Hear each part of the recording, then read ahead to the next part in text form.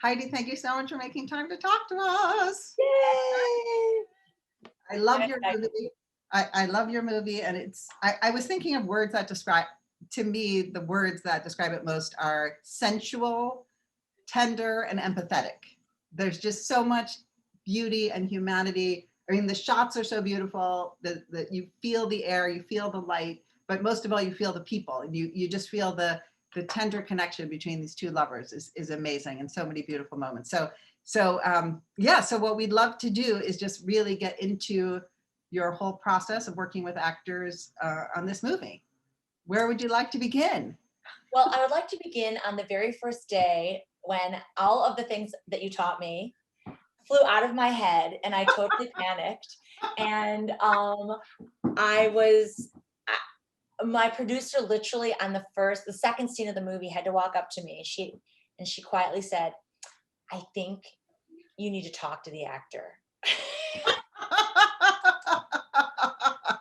She was like, "Heidi, I think the actor needs you to talk to her in between takes." I was like, it was like, and it was really crazy because I had rehearsed, I knew this woman. I just suddenly got shy, and I was embarrassed and shy to talk to my actor in between. So it was the funny, because I was like, "You think?" I was like, "You're right, I do." So but then I got my groove, and the jelly legs went away, and it was one of those things. It's like, it was my first narrative. I made documentaries for many, many years. And so I understand people, and I understand like language, and I'm sensitive to human beings, but still the idea of pretending to do something and be something. And it was hard for me. I felt very insecure at the beginning, because I felt like an imposter. And I decided to create a persona in my head until I got over the fear. And I was like a director. I was someone else that knew a lot of things and always had a point of view, and would look you directly in the eye and suggest strongly, and then after a few days, I didn't have to do that, because I couldn't cope. I could not cope on the first day. I was going to pass out. So, and I'd never felt that way in my life. And so I was like, "You're somebody else. You've done this 50 times. Wow.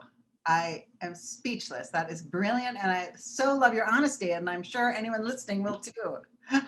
Did you have a particular director you were thinking that you were? It's so funny, because Agnes Varda is just like too out there. I couldn't have been like her, because I wasn't wearing the right hat. I was thinking of, I did think about Catherine Bigelow, because she's so contained. And I don't know, I was thinking about Lisa Cholodenko. I was thinking about people, I don't know, I did think of other women.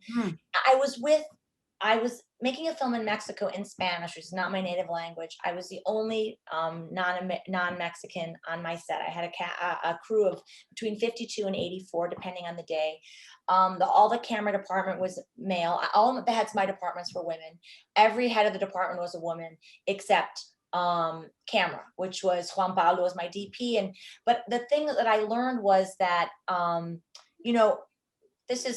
it's about leadership, and this is not really about directing actors, so we can get off it really quickly. But the tone that you set is crucial, and you can't undo it.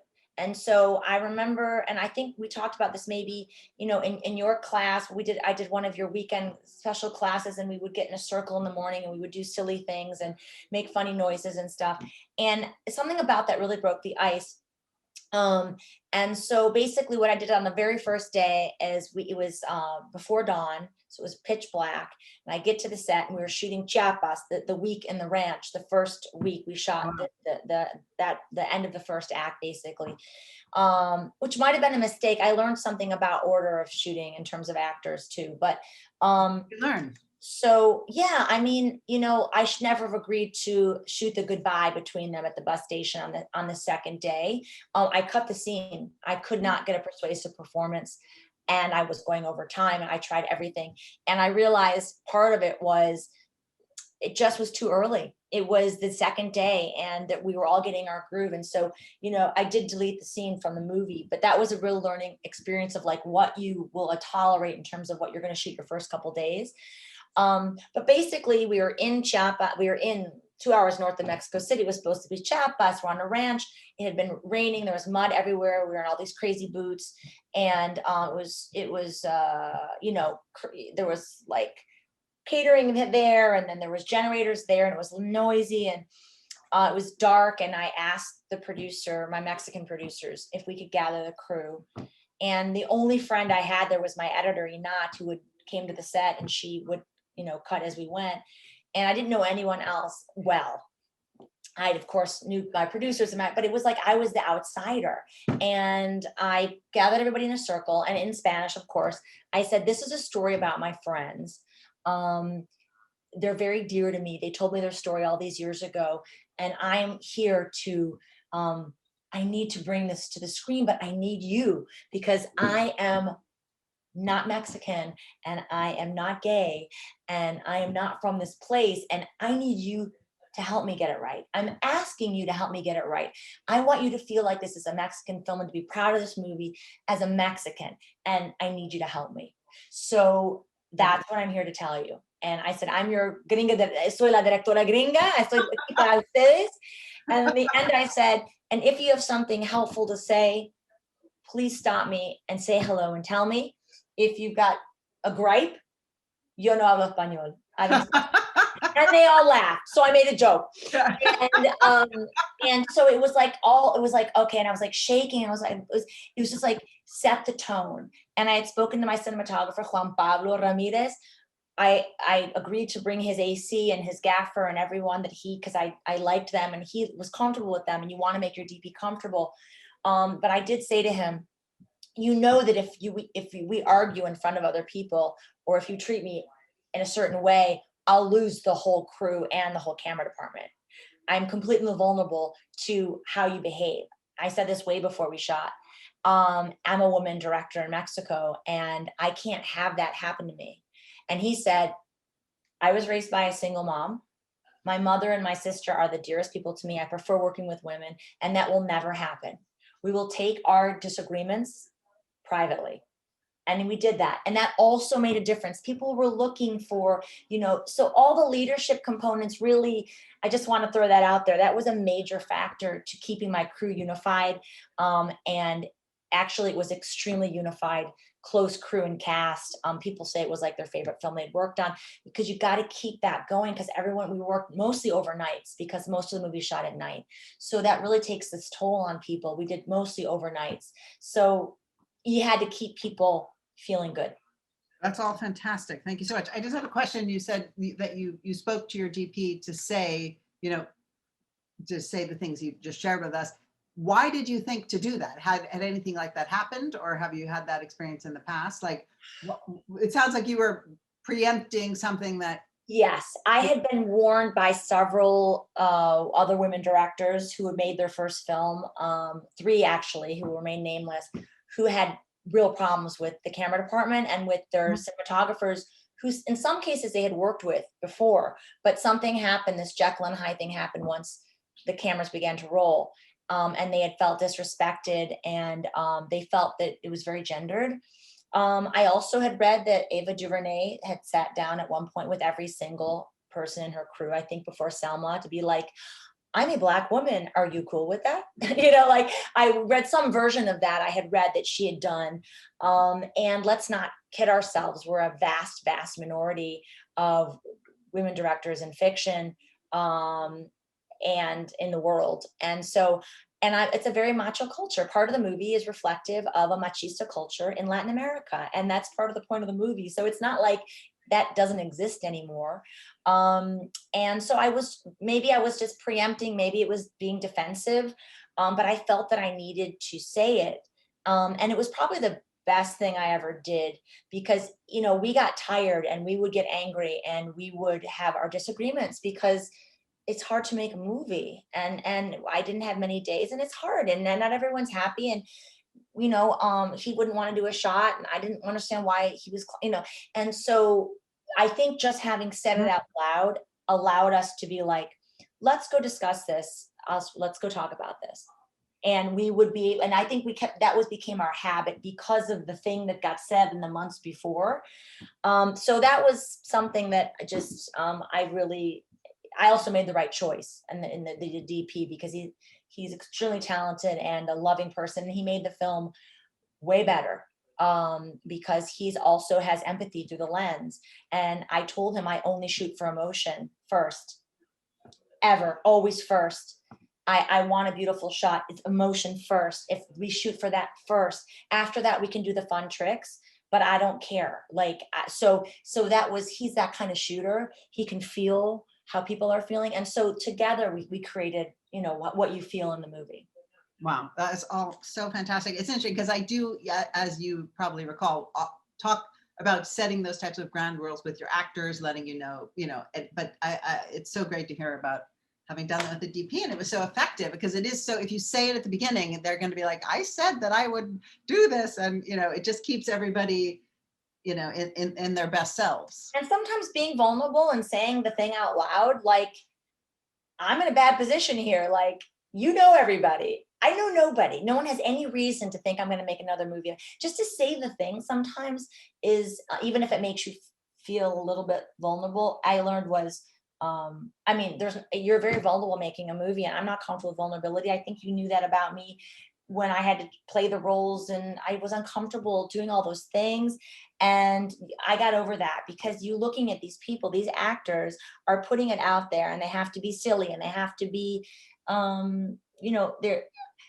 you got to be on their level. I think in terms of directing the actors, one of the principal things I did, also with the help of consulting with Sam Levy, who is the cinematographer from Lady Bird. I met with him a couple times. He's my friend, before shooting, and just to get his advice. And I said, I want a little monitor. I don't want Video Village. I want to be with my actors. Like, I make documentaries. I don't want to be over there. I don't understand that dynamic. And he said, Greta did the same thing. She insisted on an extra VTR person and an individual monitor. He's like, you have to just keep insisting because it's expensive. And so that was also a great thing, because I was always within inches or feet of my actors, every single scene. I was just out of frame. And if they were on the ground, I was on the ground. If they were like, in a vulnerable position, I was. So I became sort of I was more with the actors and my camera crew. And I had to blank out everybody else, because I'm used to like 3 to 5 people on my crew, and there was 50 to 80. And so I had to block all that out. And so basically it was just me, the actors, and the DP. And that intimacy, I think, created a lot of trust between the actors. They didn't mind it. They liked it. They weren't used to it. I wasn't like, I was just outside. And I don't know, that dynamic worked for us. I don't know if it would have worked for other actors. But the three of us, Ivan, the guy who played Ivan, and the guy who played Horacio, so Christian, Armando, and myself, and Juan Pablo, my DP, were sort of like a little unit that tried to block everything out. And that was actually became part of my technique, was that closeness. It somehow, I think, helped. Wow, you really feel it in the movie. There's such an intimacy, and they're so relaxed and present, and just so present. It's so beautiful. I want to talk more about the shoot, but I believe you did some rehearsal. So you're talking about this beautiful unit you had between the three of you. How did you form that unit? How did you meet the guys? How did you bond them? How did you all bond together and like that? Well, the casting process was really interesting. So basically, I cast Armando, who plays Ivan, the lead, in advance. I hadn't met him when I cast him. I was doing casting through recorded taped things. I was in the United States, and the casting director was in Mexico. And I watched over 100, maybe 150 Ivan's or auditions, and nothing was working. And so eventually I got this very, very rough self-tape from Armando, who was like on another set, and he was sort of improvised the scene. It was the scene where they first meet in the bar. He had to be flirtatious but vulnerable. There's a lot of things in there that you could tell about the actor in that one scene. And I knew right away, that's him. That's Ivan. It's him. I know it's him. And the clip wouldn't open. It wouldn't open because it was set in the wrong format. And I also knew that if I opened it, he was there. It was weird. And so we actually, I did not travel to Mexico to meet him. We had a 4-hour Zoom conversation, Skype conversation. And he told me his personal story, which involved, he had a very similar story to Ivan in the sense of growing up in a macho household and feeling less than and feeling humiliated. I won't go into too much detail because that's really his story to tell, but he intensely understood Ivan's desire to escape Mexico and to escape himself. And he had a great insight into the character. And of course, that's all intellectual, but he did feel the role. And I just knew it was him. And then I spent a long time trying to find his mate. So chemistry casting was huge. So I went to Mexico and I was in pre-production there and had not cast Gerardo. So we had the budget and the date and the ready to go, and I had not cast the second lead. So I put Armando up against about 8 different actors. I started to cast in my apartment. I didn't like the casting company's room. It was not intimate. And so I brought everything into my home in Mexico City. And that also, so it already started intimate. You know, they were in my kitchen, and then it was already like a different thing, the rehearsals and the casting process. And I learned that doing something from the script didn't work, that I should be doing improvisation, which is something that I think we talked about in your class. It was what I learned from you, basically, was taking something that happened before the cameras rolled, that happened before or after the scene. It was a version of the before and after that I would do. It would be a phone call that we assumed might have happened that's not written. So I started to only do improvisations for the casting. And so I gave them scenarios and to do together. And Christian walked in. He'd never met Armando. Armando is openly gay. He plays Ivan. Christian is a heartthrob television star who women love and had never played a gay role. And comes from the television school of like very savvy, you know, where's my close-up kind of thing. He did not come from independent film. So he walked in and they'd never met because they're not in the same circles. So that was interesting because I had them do this exercise, you know, where you sit knee to knee. And I don't know if we did this one or not, but basically I say, you know, is this his audition? This is before he was cast? Yes, this is part of my chemistry casting. Okay. I'd seen them individually. I saw Christian individually. I'd seen his tape and he came to me. He did some work with me. And then I decided to put him in the same room as the man I'd already cast and see if they had any click. So this is the day that you know, I had them sit across, you know, the room, sit across from each other, touch their knees and do an icebreaker, which was like, you have beautiful eyes, and then you have to say, I have beautiful eyes, and then that, and then it becomes, you know, you seem insecure to meet me. I seem insecure to me. You know, you have a beautiful freckle on your nose. I have a beautiful freckle on my, and then it became things like they would say things deeper to each other because they don't stop until you call it. So then it goes into like you seduce people with your eyes, but you're actually, you know, just insecure. And then the person has to say it back. Well, I seduce people, and it's like, you have to repeat back what they say. I learned it in Mexico, I think.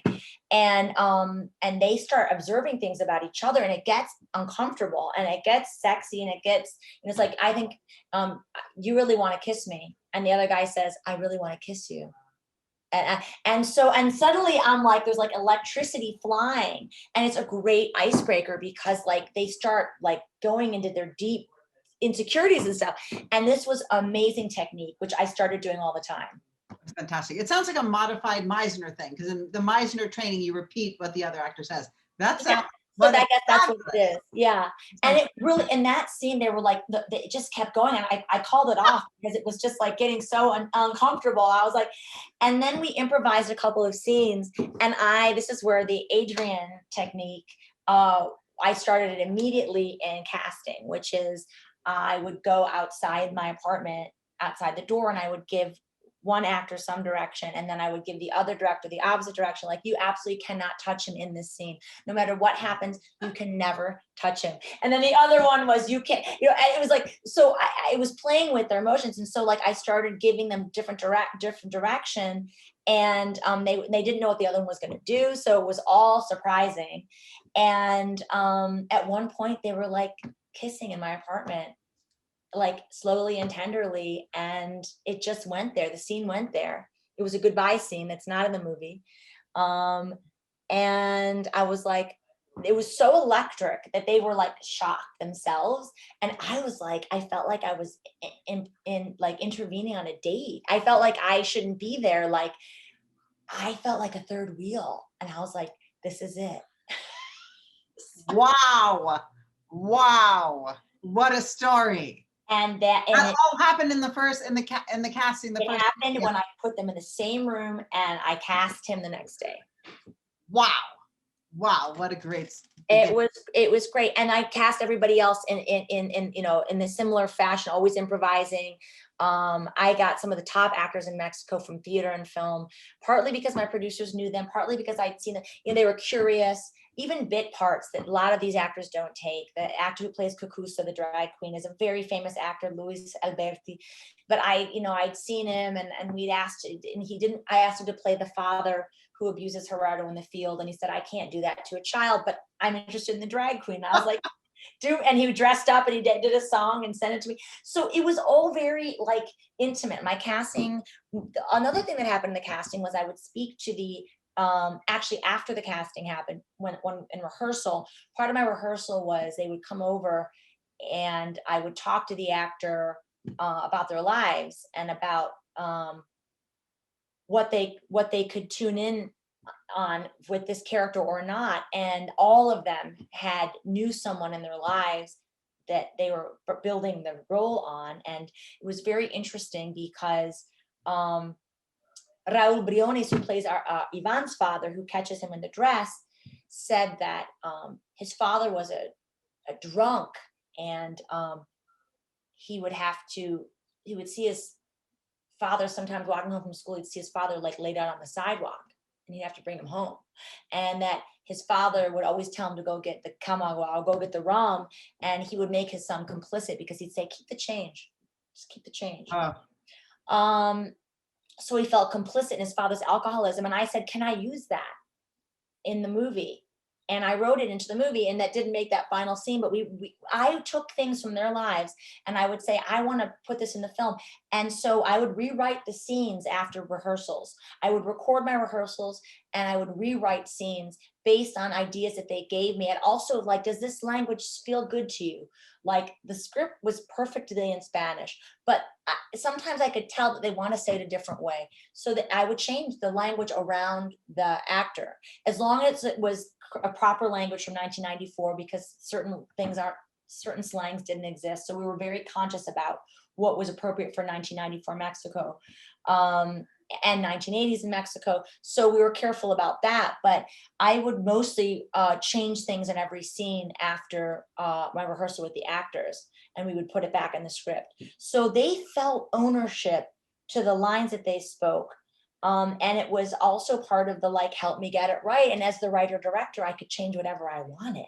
So I didn't have to go call someone and ask. So it became like they owned that role, because partly sometimes I peppered in something that and so I think that really brought people into their performance in a different kind of way. It was that documentary research and that search for authenticity, and that vulnerability in front of the actors that allowed me to be open to different language and the ways that they would say things. And same with the woman who, the woman Angeles Cruz, who's an incredible actress, and she's a director in her own right, and she plays Ivan's mother. And I asked her, like, how she would tell her son he can't have a quinceañera. Like, we weren't reading off the script. I was like, let's have the conversation. I said, I want to know, ¿por qué no? Es que aquí estoy, lo quiero. She'd be like, ay, Ivan. She's like, no, otra vez, not this again. And I hadn't written let's not have that again. She said, let's be, and by just adding the line, like, we're not having that conversation again. Just that little is like, oh, they've had this hundreds of times. Like, this is the thing. So just little tiny things that she probably would have done in improvisation. I just put them down into the script. And so I think that rehearsal process really brought, like I said, a more of an ownership for each actor to his small role or her small role, because these were outsized actors doing small roles and kind of unknowns doing the main roles. So it was a kind of an inverse situation. And the actors really enjoyed it. And apparently they don't do a lot of that in Mexico. And improvisation, my last take of every scene, I think I got this from you, was a free take. So I would say, I think I have it. I feel good about this. Do you want to go again? Because I think I have it. But if you want to try something else, let's do it. And sometimes one actor would be like, I want to try something else. Let's do it again. And I would do it. And then I would, most often we would do an improvised take, like off script, off book at the end. Sometimes I would do it in the middle if I was struggling. Or I would whisper to one actor, then the other, to completely change the dialogue and throw something else. Like in one scene where it's like, Ivan asks Gerardo, come with me. And Gerardo says, he doesn't answer. He says, they hate us over there. So that's his version of no, which was written that way. But I was struggling with that scene. And so I took one of the actors aside and I said, this time you're going to go with him. You're going to agree. Go with him. Go to America. Fuck it. And he was like, really? I'm like, you're going. So like the cameras are rolling, and I'm on the other actors. Is like, I know that I'm cross shooting. So I'm going to get some reaction, because he's like, come with me. And he was like, I will come with you. I will come with you for 1 year. And the reaction on the other actors, what I used in the movie, he was like, so that happened all the time. And that was definitely got from you guys. And they were like, Never a pinch.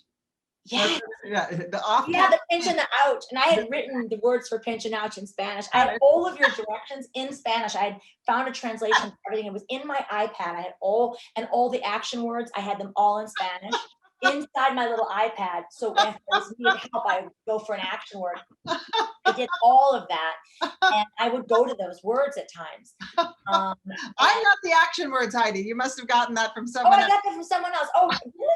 No, instead of saying be more sad, it was like, I thought this was from you guys. Maybe they're not called action I did that. What do you want to make them say or do, and how do you want to make them feel? Right. I'm not usually a fan of the action verbs, but right. I use fucking everything. Are you kidding? No, but I did use what would you like them to say or do? Of course, we did a lot of that. That I did. Whatever you did worked. Yeah, I mean, I was trying everything for sure.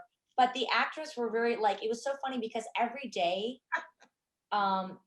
one of the actors Cristian, who plays Gerardo, would say to me, aquí estamos para jugar, vamos a jugar. It's like, I'm ready to play. Are we going to play today? Are you ready to play? I was like, let's play. Jugamos. Yeah, jugamos. So it was this I don't know what she's going to ask me to do. He was very not used to, and I had one actor who was a good improviser and the other one wasn't. So that was tricky. So I often wouldn't go with certain actors. I could improvise with other actors. It didn't work out. It got too wordy. So I also learned about that. My theater actors were amazing improvisers.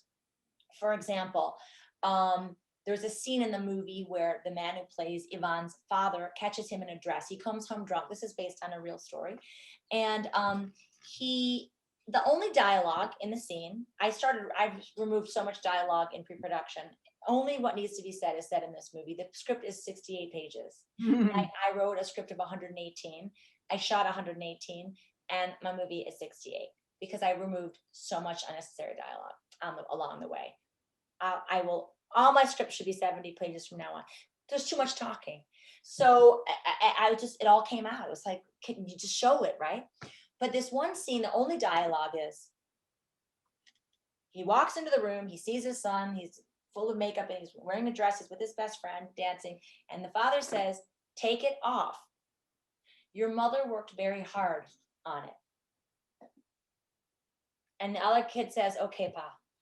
There's 3 lines in the whole scene, which is, I think it's an excellent scene. It's one of my favorite scenes in the movie. I love this It's scene. like you just, Yeah. you know, and it was very tricky because the child who plays Ivan had just turned 12, and he was starting to get insecure, and he's becoming a man. He's a, you know, prepubescent boy, and he was on the cusp of his voice changing, and he, you know, he knew he was going to have to wear makeup and a dress. And it was, I talked to his parents, and they knew, they had read the script, and, you know, that's a big deal in Mexico. A lot of people wouldn't audition for the movie because it was a gay picture, and that's a thing.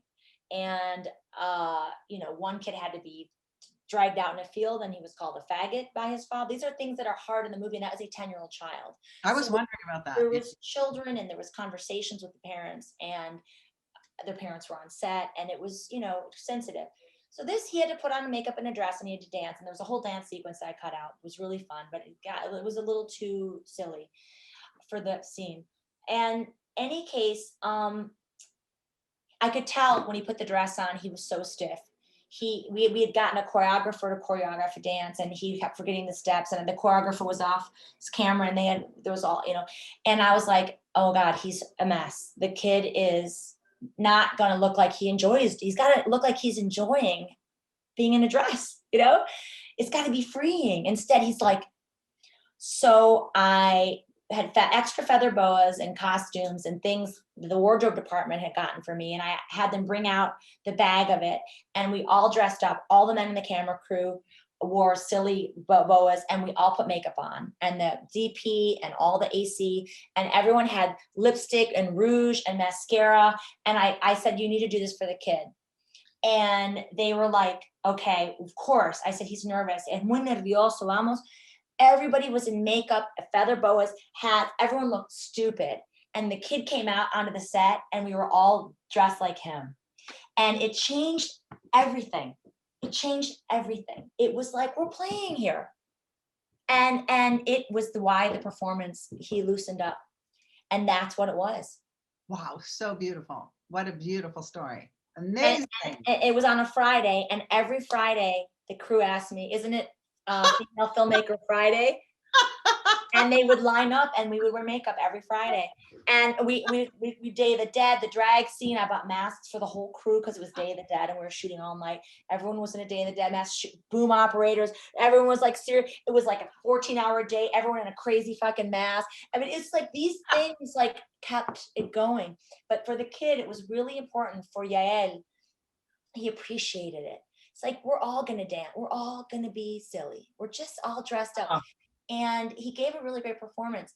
And in that scene with his father, and Raul Briones is a master actor. He plays Hamlet, and he's a very special actor. He's a famed theatrical actor. He's also won a lot of Ariel Awards. And he did this because he connected with the role, because his father, he was playing his father, and he was just doing a favor. And it was like only one day of work. And so he did the job for me. And he's an incredible performer. But he walked in and he was saying, you know, take it off. Your mother worked hard on this. And then he was sort of like, he would leave and slam the door. He would just walk away. And we were trying to figure out what was missing. And I said to him, bad friend. Bad friend was my number one technique. I bad friended for all day long. I good friended, I bad friended. That was my thing, and it freaking works. I was like, your son, otro puta más. I said, he's just like any other whore. Otro puta más. And he was like, and then we rolled. He walked in the room.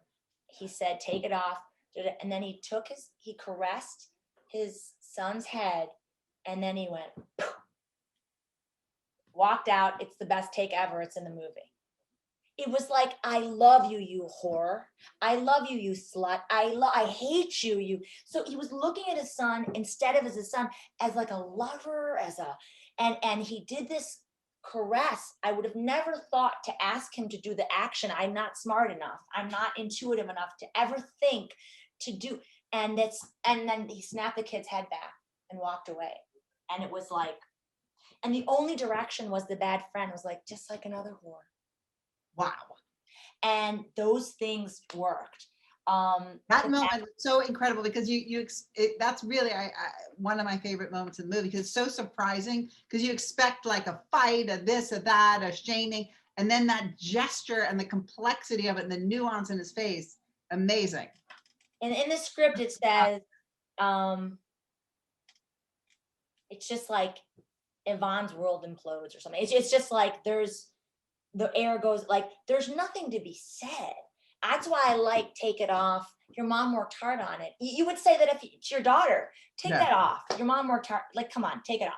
This was like the whole context was like, so, but we needed to seal it. And it had to be final. Something you'll never forget.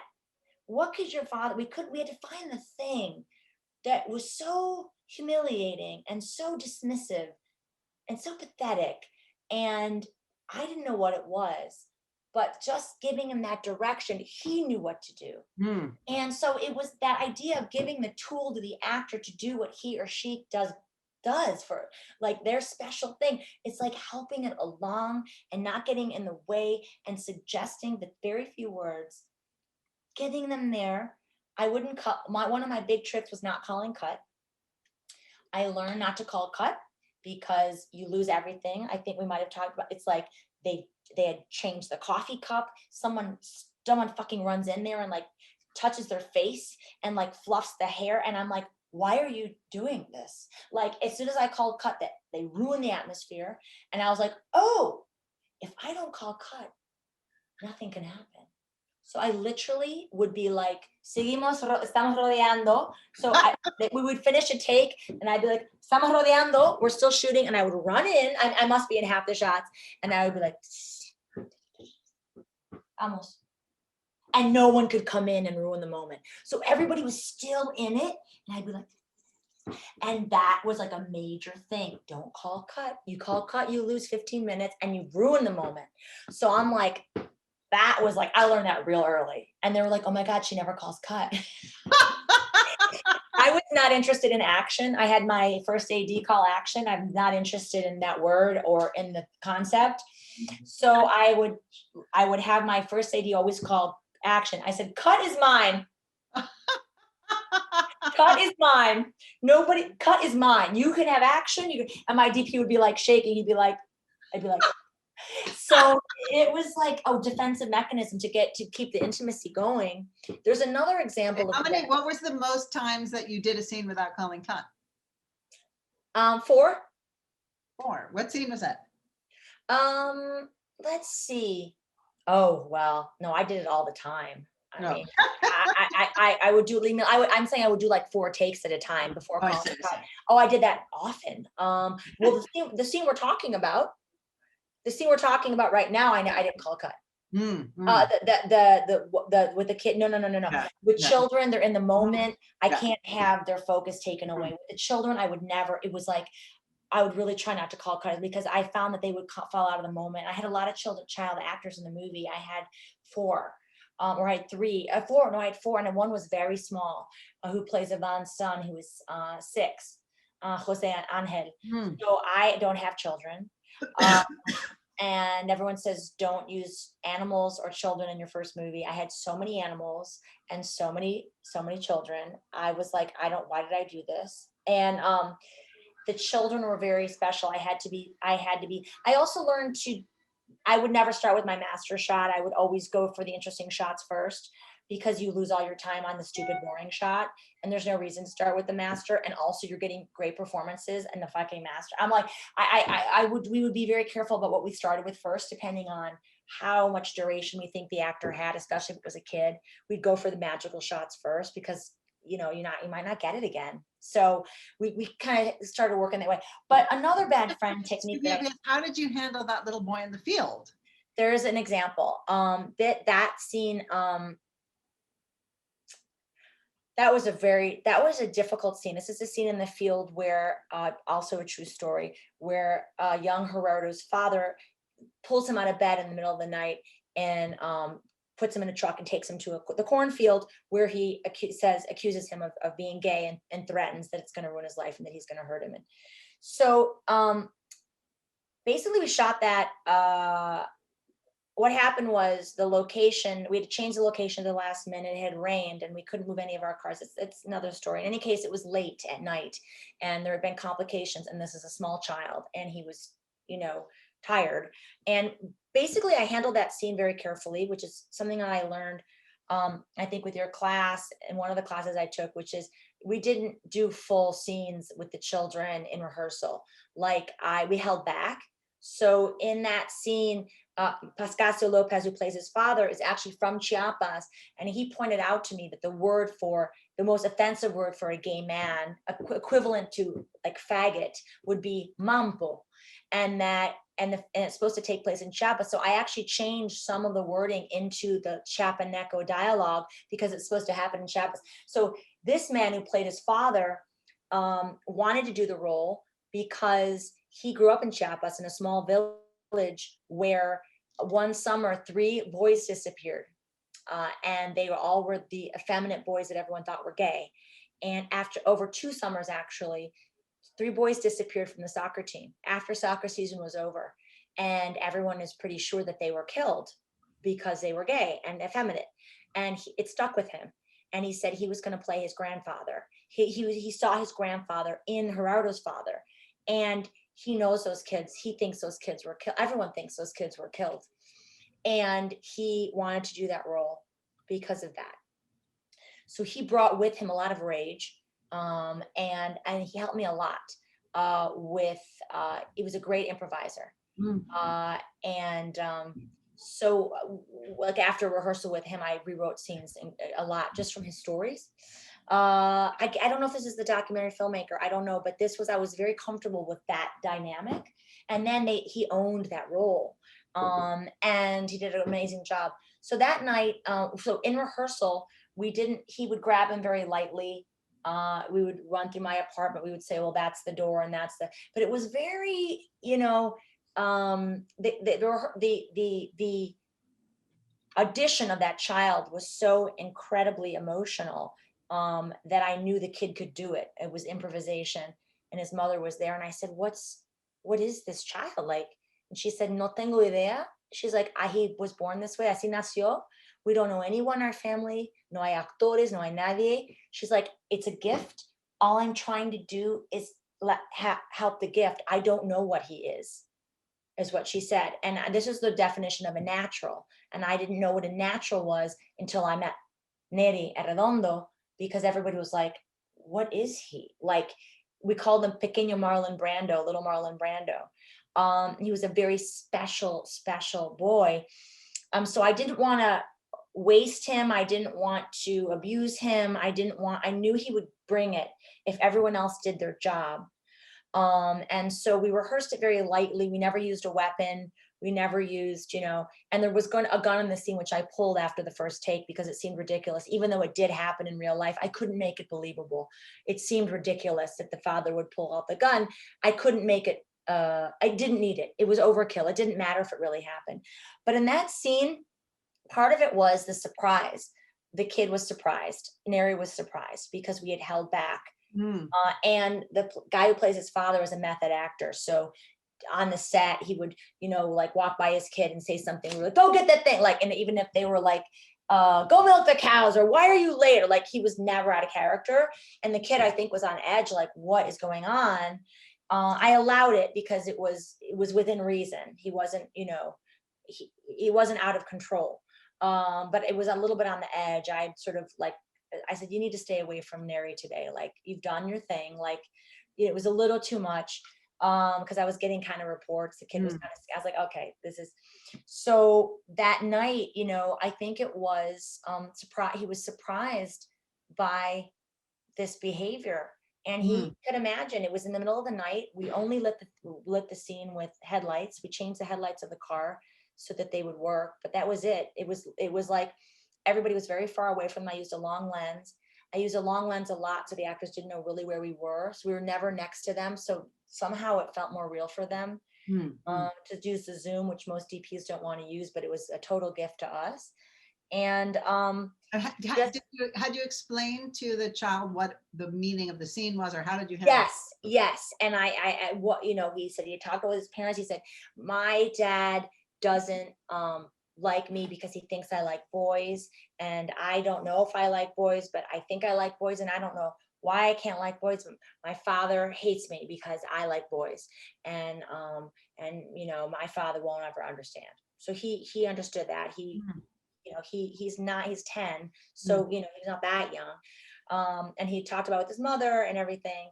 And so I think the scene in the field with the tears and the crying, he seemed so overwrought. He was like, he could barely speak. And I called cut, and I was like, I ran to the kid after the first take, and I was like, I almost couldn't do it. The crew was like, they'd never seen the kid, and I felt like it was abusive.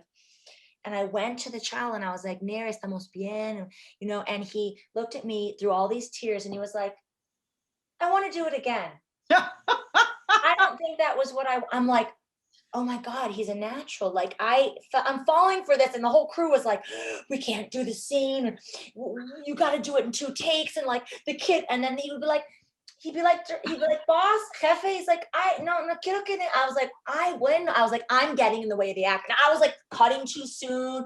I was like ruining his performance because I was like cutting and rushing into the, and I would have never cut. I would have done my trick, but I was scared. I'm like, and everyone's looking at me, and the crew was like, oh, you bitch, you know, like this is, and instead everybody realized, oh, he's Marlon fucking Brando, and he's just in it. And I was like, wow, let him do his thing, y'all. And everybody was like, okay. They got it. They were like, he's just an amazing actor. So, what a great so I did all of his takes first.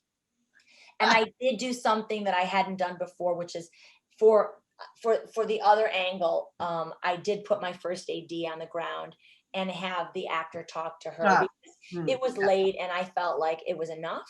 Yeah. And I could do without, you know, that was the one time where I didn't have the actual actor there. For the second time, because it was about 1 a.m. We'd gone like 7 times. I felt like it was time. Yeah. So that was one. I made an exception for like putting a stand in, which I would never have done. That's fine.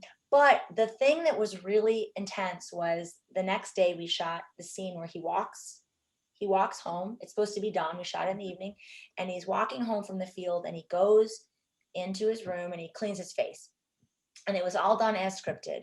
And all he does is clean his face off and look in the mirror, and that's the end of the scene.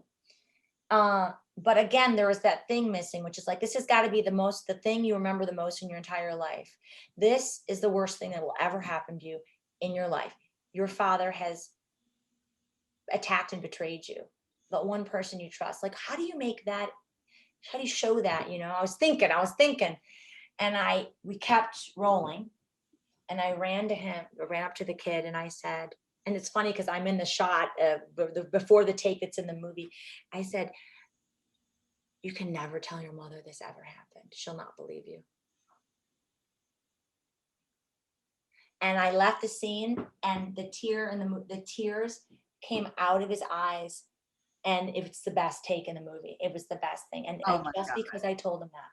Wow, fantastic. No, nunca podrás decir a tu mamá. Nunca podrás decir porque no te va a creer tampoco. And it was just like, it came to me as like the worst thing I could be thinking then as a kid. And he just started. And it's like it's my DP's favorite moment in the whole movie is that one thing, because it was real. He was like, I can never tell my mom, meaning I can never tell anyone. Because if you don't tell your mom in Mexico, you don't die. So it was really like those things where you're like, that was the bad friend technique was really help me communicate with them. And I relied on it a lot, not always, but like the bigger moments, like the 2 I described for you, where I didn't know how to get the thing. And was really just that nudging the ball that I always say. It's like just nudging them in that direction, and then because all that other work is done, they can put flowers, and it's like this beautiful thing. That's right. It's nudging the ball. My term I didn't review today, but yeah, it's just like take them there and then get out of the way. Take them there and get the fuck out. Like, don't say too much. You know, unless they need you. And when they need you, they need you. And, you know, you gotta, some things can't get you there. And you try everything. And Are you thinking of any particular moments about in regards to that? well, yeah, I couldn't get there with the goodbye scene between Ivan and his young son. Which I was so frustrated, and I tried everything. I couldn't That's get, just that beautiful tableau on the street. that's what I used instead. Yeah. There used to be dialogue there and a beautiful, my actor would brought in the most stellar, beautiful performance, and it was so delicate, and we couldn't get the kid there. We couldn't, Wow. and I did it again the next day. I added it to the Mm. schedule. We brought the actor back. Like, I wouldn't let it go. I was like this, you know, and I couldn't get anyone, I couldn't get the child there. And Mm. the actor couldn't get the child, and he was, you know, very fussy and distracted, and he was tired, and I couldn't get Wow. it. He was 6 years old. His mom tried to help me. I brought his mother in to help. I was like, who can help me? I was like, anybody can fucking help me get this performance. I don't care. I was like, somebody fucking help me. I was like, the actor usually could help me with the child. I couldn't, because they had a relationship that they built. They would see each other outside of the set. Like, I had them build a father-son relationship outside of the set.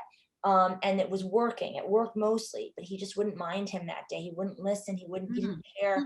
He was grandstanding. And so in the end, it's like, sometimes you're like, I'm over time now, and I brought the actor back, and I'm like, I lose. This is not happening. Yeah. I don't have the skills to do this today. I don't know what to do. Yeah. So I became this beautiful tableau, and I put it way later in the film as a memory. You know, you work around it, but it was so disappointing because, you know, it was written so nicely, and it was going to be memorable. And then it's something else, and you have to roll and focus on what you can accomplish. So that was one of those things that just didn't happen. Yeah. But I'll tell you one little moment. My favorite scene in the film Oh, please. is probably such a minor little scene, but well, there's a dinner in at the ranch, and Ivan is the best friend who's like visiting his boyfriend's family for the weekend, and they're, you know, and so it's obvious that, you know, Gerardo's father disapproves of him and knows he's gay. So basically, it's a dinner scene, and the scene is, as written, is an awkward dinner in Chiapas. And I never wrote any dialogue because I couldn't figure out what to write. I was like, everything I wrote was so stupid. And I was like, and everyone's like, what are we going to do? And I had talked to all the actors separately, and they all knew what they were going to do. But the crew was like, they brought up the script, and it was like an awkward dinner scene in Chiapas. And everyone's like, and I'm like, we're going like Danish here. This is we're gonna make a Danish fucking movie, and everyone's gonna improvise, and we're gonna shoot it like a Dane. This is like the most awkward in between the lines, like the way the Danes can do a scene. I'm like, we're doing the Danish scene. I told and so everybody had a direction. These were all extras that I made into speaking parts, except for, the kids are all extras with speaking parts. They're amazing. They're amazing. Even the one shot of the sister, I'm like, I want to know more about her. Angelica, yes. There's so many. You meet her in real time. She lives in New York. Oh, No, there was a whole world at that dinner table. And I sat at the table. Let's see. So we're on the easy rig. We're supposed to shoot it outside. It started raining. Moved it inside at the last moment where it became very Danish, the lighting and everything. And we're sitting there, and we're all at the dinner table together. And it was interesting to shoot that scene because we did it multiple times, and then, you know, I do one camera shoots. We didn't have a second camera almost ever. So, you know, we just did it all together, and then we were just like roaming around, and then we would do each person's take, but you didn't know where the camera was going to land. And it was like very documentary style. And they just went. There was a few lines that had to be said, but the actors knew what they were. And then I told Yvonne to say, and you were sitting at the table? I was at the table, and I was out of the frame. My DP and I were next to each other, and we're all at this dinner table together. And it was like, and then we would move, and I'd be next to it. It was amazing. And I had my monitor, and like I was next to the little girl, and I was just at the table. And it was just like real. It was so real. And at one point, Yvonne goes, the question is, when are you leaving? And I had told the dad to say, so when are you leaving? The answer was like, I don't know what the answer was, but there wasn't really an answer. There wasn't an answer. It was, when are you leaving? And it was like uncomfortable eating. And then the mom was trying to smooth it over. And at one point I told Yvonne, you're leaving tomorrow. Fuck this guy. Fuck this guy. A la chingada con este. Fuck this guy. I told him, I was like, this guy's a fucking, you don't need this. You should fucking go to the US. Fuck this shit. And so we came back and he's like, so when are you leaving? And he's like, mañana temprano. Yeah. It's a great Like, film. and it's just like, I'm trying to get the guy out of the country. I'm trying to pile things up to Yvonne that like enough and a little thing and another insult and another thing. Oh, you wash the dishes. Oh, that's woman's work. Ha ha ha. Like all that stuff is supposed to like incrementally get him out of the country until of course he's discovered. I had to get him out. I got to get him out of the love and into the US. So that was all part of the like, how do I get this guy microaggressions until the big thing when he's discovered. So it was, that moment was great. I loved it because it was like, it was also just like, I was a bad friend. It was like, you don't need this shit. You're leaving tomorrow, man. Doesn't matter, you just got here. It's 12 hours to get home. Who fucking cares? And he got this thing in his face that I'd never seen. Wow. And that made it into the movie. So I love that scene because nobody knew it was going to happen. It was crackly. And if I, for my next movie, I am going to go full Mike Lee if possible. I like what he does. You work with the actors, you bring them in early, you improvise, you let them, like all these little things I learned really come up to like his process, I think. And it was like, I would be more comfortable with that. So there's like so I feel like those were my experiments on what I think his technique is.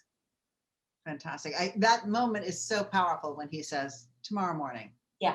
You totally get that. And it is like, you've never seen Yvonne be like, have a fuck you kind of. Yeah. It's like, it's not there, the anger. Yeah. So, and he's a very mild person. So, yeah. So anyway, that's my favorite scene, just because also when you're shooting and it's good, it's good. And you're like, I was like, this is really good. And then the little girl who says, I gave her that line, which is, in my house, the housekeeper washes the dishes because I had to give her something to say. And she was so tired. And at one point she was in a winter coat and we were done with her take. And I told her mother, we can cut her. And the girl didn't want to go. She was like 6 or she was like 7 years old and she was having so much fun. She'd never been in a movie and she's from the town. They're all from the town. And her mother's like, she doesn't want to leave. I was like, okay, she doesn't have to leave, but so all she has, because someone else was going to say her line for her because we're done. Instead, she stayed. She was in a little winter coat and she was falling asleep at the table. And she would hear someone say, oh, I wash the dishes. And then she'd be like, en mi casa solo la mujer. She would do her line and fall back asleep. And we were like dying. She would be like, in my house, the maid washes the dishes. And she was like, and we were dying, like we would cut and everybody would die because it was like, she was so dedicated. She wanted to be there to the end. And it was just like all these people from the town we'd cast. It never had happened. And I love you that feel it. Yeah. It's so authentic, that scene. Muy auténtico. Muy auténtico. What about, it's a scene that I love is the scene when Gerardo has come to New York and they're teaching each other English and writing. Improvised. That's what I thought. Is there anything you want to share about that scene? Well, I learned Italian that way. Rindo. Okay, that's the actor. I did not, that was a brilliant thing. I told the actors, I said, I needed a dictionary and practical lights. And so we had, the set was, I just asked for a dictionary and that was it. And I had learned Italian that way. When I was 15, I would put shit all over, these little stickies all over my room, my bedroom, lamp and window and everything. And I learned a lot of languages that way. And until you know the word, then you take the sticky off once you know what it is. And it was like something I did for a whole summer, my bedroom. And so that's where I came up with that idea. But I just had sticky notes and a dictionary. And I told Yvonne, who's a really good improviser, Armando, cooking words only. There had to be mushrooms in it somewhere because this mushrooms comes into the scene. So basically he just came up with it, and then it was good because it gave the other actor actually had to look it up. You know, you giving them something Oh, to yeah. It's like the Meisner making a sandwich activity, thing. like they have to actually do the actual activity. Yeah, that was like a saver, like always, you know. So he had to look up the word, and then he screwed it up, and there was a lot of real things happening there with champiñones. He didn't know how to spell it, and he actually gave him the word back and spelled, and we just rolled on it, and it was so lovely and authentic. And by that time, we had shot in New Mexico. A month had gone by. Then they came back and we shot in New York, and they met Iván and Gerardo. They met the real Iván and Gerardo in person the night they landed in New York. They'd never met. I didn't allow them to meet before. I thought it was a bad idea. Aiming to Zoom or whatever, to Skype. So because I didn't want imitation. It's not that kind of movie.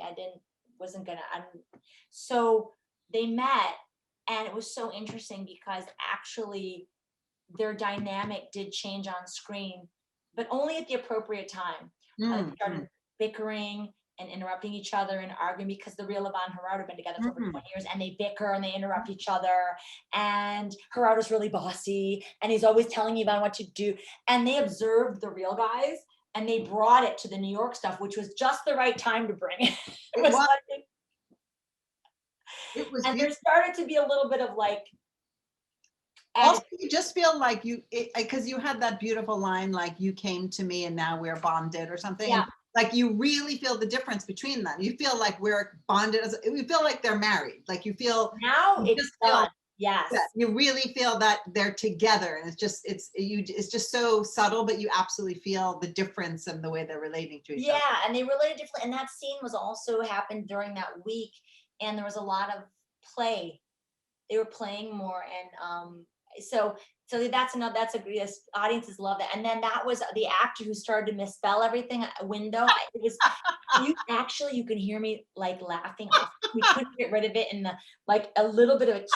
Like I was like, because I was so close to them all the time, which is a downside because but because we thought it was so, and we were trying not to laugh, and the cameraman was hanging out, and we were like, that is so fucking fun. I'm like, window, as he writes it down, I'm like, no, he did not do that. Window, I see it. And I was just like, and we didn't do it many times because it was a very, very short amount of time, and we were losing light because we were about to get dark. And so we had no time. So I ran it through. We didn't take all the stickers off and start over. We did it once through, and then we lost our light and it was over. So I wasn't able to go back and get that again. So my Snicker is kind of still there. I'm just gonna go listen to that. Since you mentioned it again about your being there so close to them with the monitor, can you just talk a little bit more about how that worked? And it was so beautiful. And you're saying like, if they were on the ground, I was on the ground. So like, did you just tell us more about that? Yeah. I didn't want it to be distracting, of course. So I was like, I wasn't like, I wasn't really in their eye. I was never in their eye line, but they could hear me. So basically, it was part of the not calling cut. It would be like a little bit of a suggestion or a comment in between takes as we're still rolling.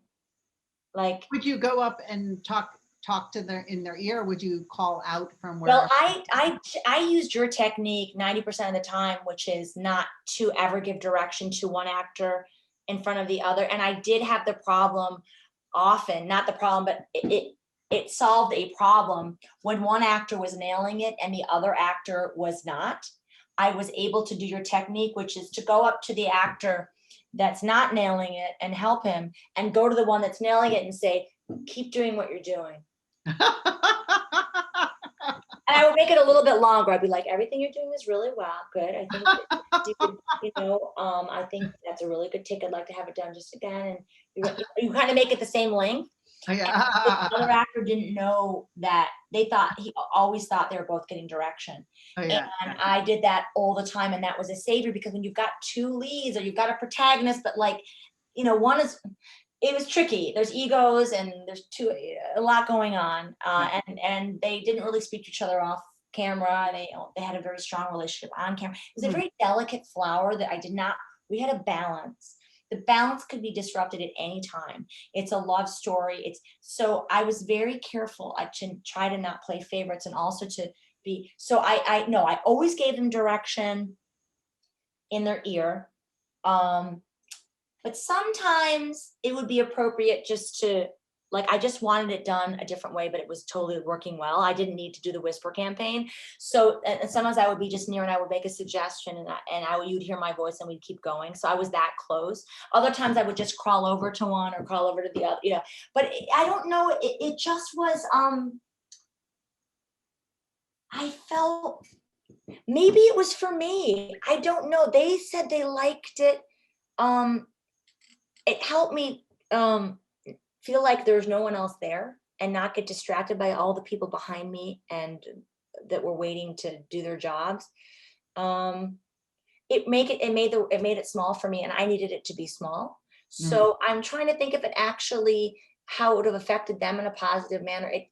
They said that they felt like liked it. It felt like it was intimate, and that we were all sort of in this world together. But, I don't know if that would have changed the performances. I feel like it did, but I don't know for sure. Maybe it was just something I needed. I feel when they feel that love and that presence and that care, and also they're not intimate with everyone else on the set, but they're intimate with you. So it just creates that circle of intimacy where they can feel free, Yes. And it's not like a bunch of strangers are watching me and the person that I connected to in rehearsal is like so far away. Yeah. Yeah, it's one of those amorphous things. I also touch people, and they were okay with being touched. Like, they're warm people, and there was no problem with touching them. So, I would sometimes take somebody by the hand, or we would, I just, they were like my guys. Like, I needed to be there for them. I need to, like, it's hard to act. It's hard to do what they were doing. Like, we were in the attic, and we had a closed set or we didn't have monitors downstairs. In the shower scene, we had a closed set, and no one was wearing any clothes, and they didn't want to wear the things. And I'm just gonna ask you about that scene. So yeah. Yeah, it's the attic scene is just what they're kissing, and it's intimate, and they were like kissing really, really fast, and it was like getting very sexualized really quick. And I called cut, and this is when I would speak to them together. I was right next to them. We were on the attic floor. I'd had this floor of this attic reinforced when I found it in a location scout. I changed the scene and moved it to the attic. So it was so romantic, and I made it the play. I invented this thing. And they're on, and the lights coming through, and they start getting, they're talking about child, and then they get kind of turned on, and I see the dad out there, and it's like this illicit thing. And so, but they went right for something very, very sexual, and I wanted sensual.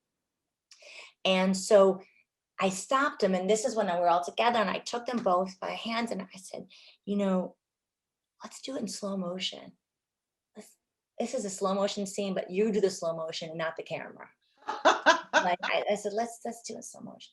Okay. So they start, and it was like, everything was like, it was so accentuated. It was like the way that they would touch and look, and then it became so sexy. And we did it in slow motion, and then we did it again. They were like, what do you think? I said, this is a movie directed by a woman. This is how women like to see men kiss. And they're like, oh, I said, like the slow.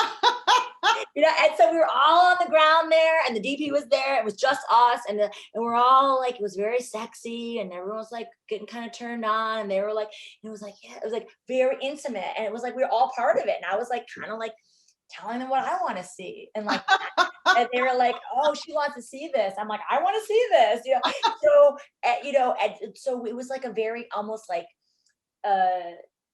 yeah, it was vulnerable for me too, because I was like, I kind of want to see this. Like, I like that, like, and so they were kind of playing with each other, but like, it was like for me.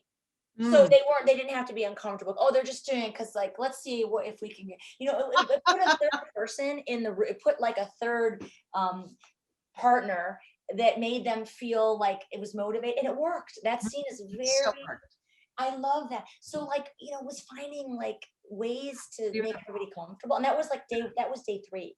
So they needed me there because we hadn't rehearsed that scene, and they're on the floor, and I could feel nerves. And so if they were doing this like sexual thing for me and with me, it was like, she's crazy. Let's do it for her. She's horny. I don't know. I don't care. I'm like, she's horny. Like, whatever they're thinking. But I don't care. It was like, but they got into it, and so that was really, that Wow. closeness, Wow.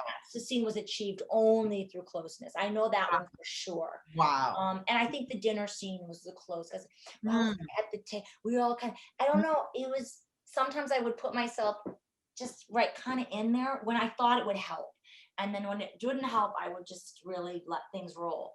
But, it was kind of finding as a director out when they needed me to do it and when they didn't need me to Yeah. do it. Yeah. And that was part of the the education. Yeah.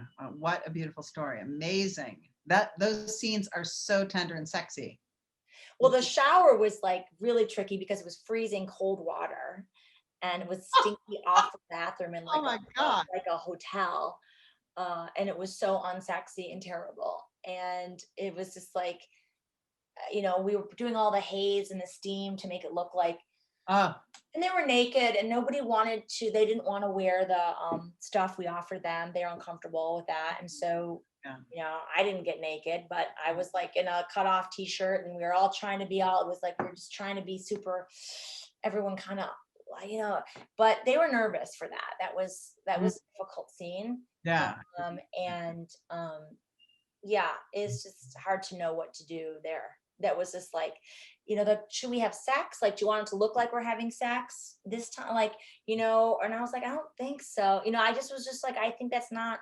So it was trying to figure out like, okay, here we are, we're naked. Is this the scene where we have penetration, or like, it looks like they have, like these conversations are happening. And I'm like, above my pay grade, guys. I don't think I want to see that. I was like, but I think asses are good. So like we did ass, asses are nice.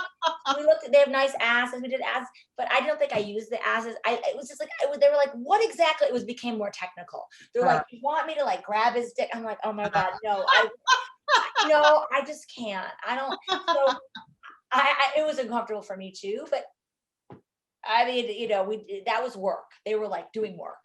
And it was like the moment had been broken and the water was freezing and it was work. So they were acting and they were doing it. And like, so it was, it's a very beautiful moment in the movie, but it was one of those, it felt like we were all running up a hill. Whereas all the other intimate scenes felt great. Wow. I so appreciate your honesty and sharing all this detail. And I just going back to what you said when you were like having the vulnerability to tell them what you wanted in that in the farmhouse scene. I just really admire that about you, Heidi. You feel so confident to be vulnerable in so many moments. And I think it's one of your hugest strengths and it's very inspiring. Oh, that's so nice of you to say, because I learned vulnerability in this project. I did. And like humility, there's a word that Mexicans use. You hear it every day. Humilde. Humilde. You hear it on the street. You hear it in the store. You hear it from a friend. Humilde, which is like a humble, modest person. And it's always in the context of something positive. And una persona muy humilde. Sometimes it means poor, but usually it doesn't mean poor. Poor is pobre. Humilde is like someone who's dignified, who can listen, someone who doesn't think he or himself is all that great, like a nice person, humilde, decente. And that was something I learned in this movie. It was like, you know what? Like, ask for help. Tell me, like, you have to bring your vulnerability with you. Otherwise, why is everybody else bringing it? And you're just gonna be there like that. I felt very nervous about making the movie, and I felt very passionate about getting it right, and I didn't want. So that process of like was something I learned on this movie, and I'm gonna keep it forever because it was freeing to not know everything. You are the director. You must lead. You must have the vision. You cannot let people down. You have to run the ship, but that doesn't mean that you can't all the time just be like, I don't know how to do this. I would tell my production designer, I'm like, she's like, do you like this or do you like this? I'm like, I don't really, walk me through. What do you think? Like, you just, sometimes I would know exactly, but being always so decisive, sometimes you just want to like, let's test it out.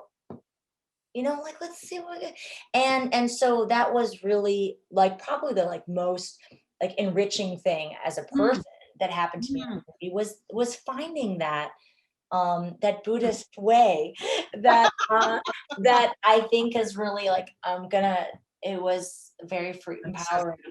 It's so empowering. It's so counterintuitive to the way so many of us feel we have to conduct ourselves, but Yeah. it's really so empowering. It actually shows incredible confidence to be able to say, I don't know, let's discuss it. What do you think? And like, just really, there's a trust there and a kind of openness that people really respond to, I think. And it's also like, if they know that you're open and they've seen you in the rehearsal and they've seen you rewrite the scene and you've seen them ask all the time, well, how would you say? They know all of that happened before. So when you get to the day, most of it's been worked out because you've had these conversations, you get to the day, and if I want it done a certain way and I don't, like, you know, if I'm going for something and they're not giving it to me and I keep trying, they also respect that because they know that you did a lot of work with them already. And now she should get what she's looking for, right? Like there's also like, they know that you put in the work and the time and the respect, but you really also want it. She also has as the director, the right to get what she wants. So it's almost like together these things are beautiful because you're not a tyrant, because they've seen all that you've tried and you could try it this way, improvise, but we're gonna stay here until she feels like she got it. Like we kind of owe her that and she owes us that. So it became this kind of covenant between their participation and then also knowing like, okay, like it is something that she's going to make the call. So I think that worked out nicely because it was like a give and take. Fantastic. Yeah, in Buddhism, we say the middle way, because that's exactly it, that you've given so much that then they have so much trust and they know you're the director and they know that you have to, you it's have not like, oh, she never knows and she'll try anything. And I don't, she doesn't know what, because you don't want to go there. You do all that workshopping as far as much as you can before the day. And you do some of it on the day too. But I learned like also that, you know, like they don't also want to feel like anything could like anything goes. You can't like change the character in the middle of the scene and be like, you know, so there's like finding that balance. I don't know, it's all like, I don't know, it's all fluid and every movie's different. And I don't know that on my next movie I'll have the like, you know, we'll have to see how much time the actors give you in advance. And if you start working with like, you know, it's a different thing when you're with more known people. And, you know, it's just like trying to figure out, kind of work your technique around your actors, I think. And I think I learned that from you. It's like, was it your class where it was like, didn't you tell us if the actor's not comfortable in a costume, change it? Oh yeah. I did that. Huge change. After the technical rehearsal, I changed the entire costume. After we did the lighting test and everything, he looked uncomfortable. I don't know, he didn't look right. And I called him that night and I'm like, what's going on? And he's like, I feel like the clothes are too infantile for Yvonne. They're too cute, they're too hip. I don't think he would wear them. And I'm like, I think you're right. I was like, something about it was a little too, because Yvonne is vain, but he's also trying to pass. So I think my costume designer was going more into like the gay, cool 90s thing, which would work for one character, but not the other. So it was a little, and he didn't like the sneakers. He says, my walk is too effeminate for this role already. And I feel really silly in the sneakers because he was trying to do a macho walk. He was like, practice his walk, his body work a lot for like a month. And we also put him into cooking class for the knives and everything. And so I went to the costumer's warehouse next day. She was very upset.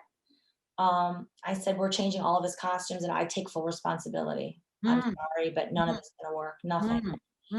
And she was like, but why? He looked so good. And I was like, he doesn't feel good. I'm not gonna get the Yvonne. I can't risk it. We gotta do something. So we figured out what it was. Dress him like a straight guy. No. Dress him like a homophobic guy. Yeah. Dress him like a homophobic guy. And Matt's like, what are we doing? He's like passing, he's got a son. He's not supposed to be in this bar. Nobody knows. Why is he cute? So flannels came out. Like, you see what he wears in the movie. He's cute, but like it's baggy. He's not that. And you know, we put so him good. I was noticing cowboy boots. Oh. Rigid boots, you never see the shoes, but they made him walk in a different way. And when he put the boots on, they were restrictive and they were like hard. And he said it changed his whole the way he could walk.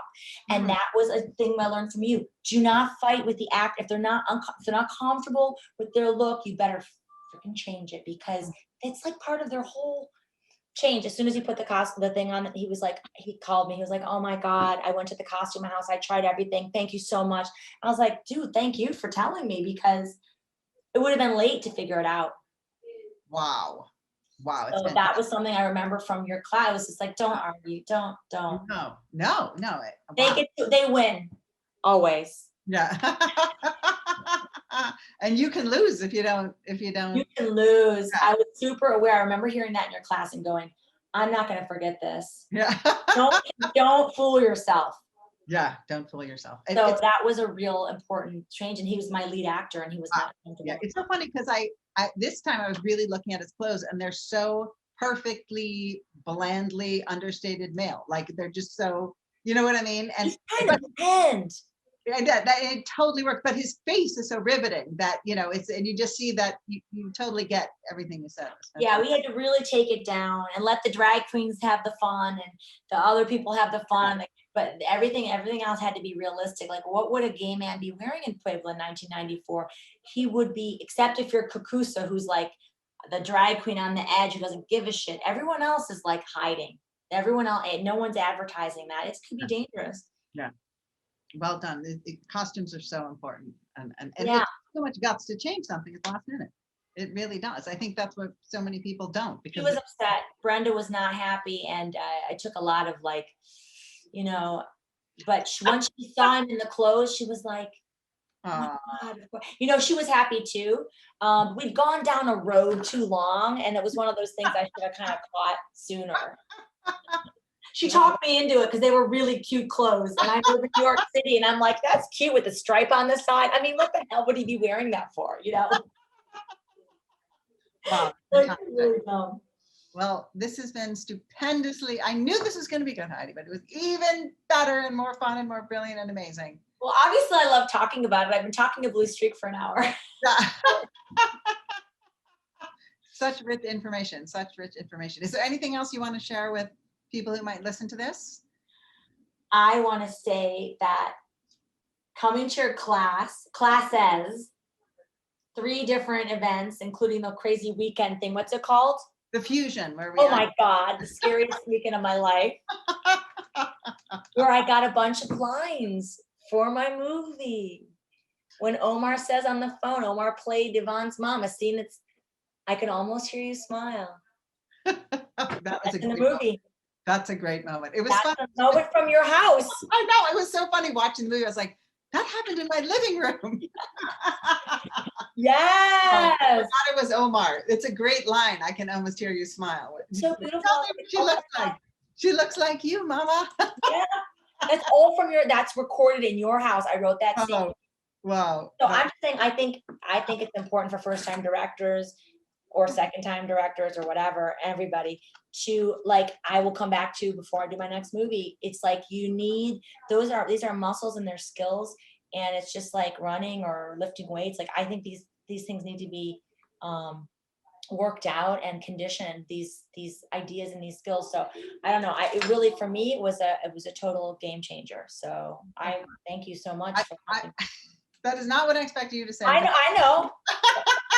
You said if I wanted to say something else. Thank you so much. It was a total privilege and a delight.